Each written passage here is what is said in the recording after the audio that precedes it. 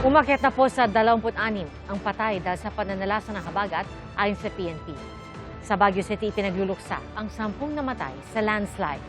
Ang kay Baguio City Mayor Benjamin Magalong, idedeklarang no-build zone ang pinangyarihan ng pagguho. At mula sa Baguio City, saksila si Marisol Abduraman. Marisol?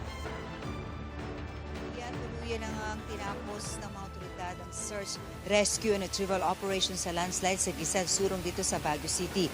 Ito'y matapos ang makita ang dalawa pang natitirang mga biktima.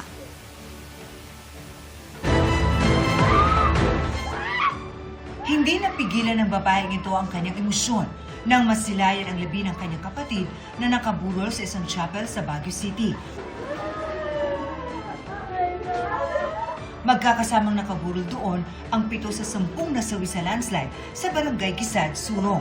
3 henerasyon ng isang angkan ang nawala, kabilang ang 5 bata. 2 taong gulang lang ang pinakabata na natagpuan kasama ng kanyang ina. Pinakahuling na-recover ang labi ng lolong 64 anyos at kanyang apong si Elisha Grace, 8 anyos. Kaya ganun na lang ang sakit na nararamdaman ng kanyang amang si Jerwin. Higit pa sa sugat niyang tinamo nang bumagsak mula sa ikalawang palapag ng kanilang bahay na magka-landslide. Bago nangyari ang pagguho, tila nakaramdam na raw ang bata na may masamang mangyayari. Ang sabi namin, okay lang yun anak. Kapag may kulang labog konti, siguro makakatakbo tayo. Umiyak siya. Pero hindi kami nakinig sa yung nanay niya. Okay lang yung anak, sabi niya. Huminto naman na yung ulan. Pero kalaunan, nakarinig sila ng malakas na kalabog. Nung ramdam namin, kulog lang. Pero nung kumulog, diretso na kami lahat, bumagsak kami lahat sa baba. May naririnig ako, ma'am, na umiiyak siya. Gumagano, parang iyak talaga. Kasi alam ko yung iyak ng anak ko. Pinapasok ko yung mga yero para makita ko siya. Hindi ko siya makita. Pero ang problema ay yung pan pala, nandun siya sa taas. 3 residente ang nasagip mula sa guho. Bale, 2 na discharge po sa hospital after the treatment. Yung isa na lang po ang under medical observation po.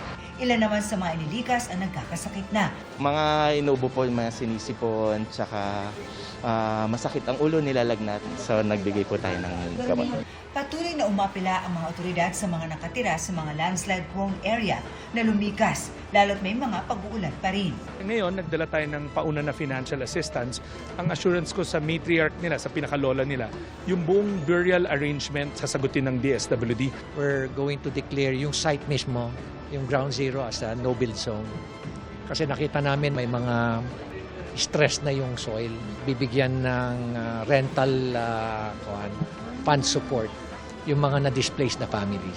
Sa datos ng PNP as of 2 p.m., di bababa sa 26 ang patay dahil sa pananalasa ng habagat, karamihan dahil sa landslide. Ayon sa Office of Civil Defense, mahigit 800,000 pamilya ang naapektuhan ng habagat at mga bagyong Luis at Maymay.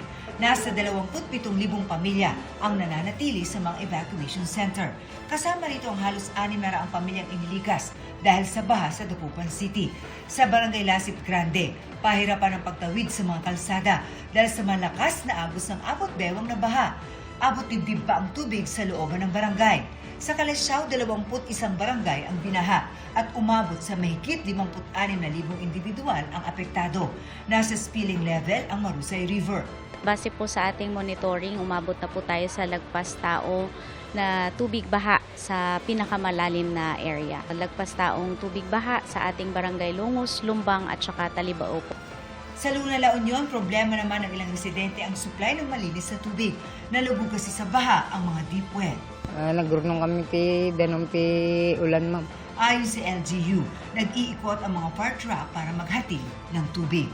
Sa LGU po natin, meron po tayong sariling water refilling station na pwede po mag-refill yung mga community natin.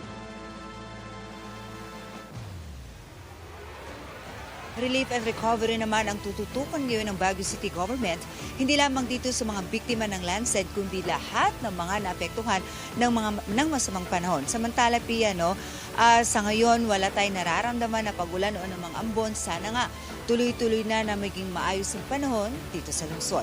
At live mula rito sa Baguio City, ako si Marisol Abduraman, ang inyong saksi.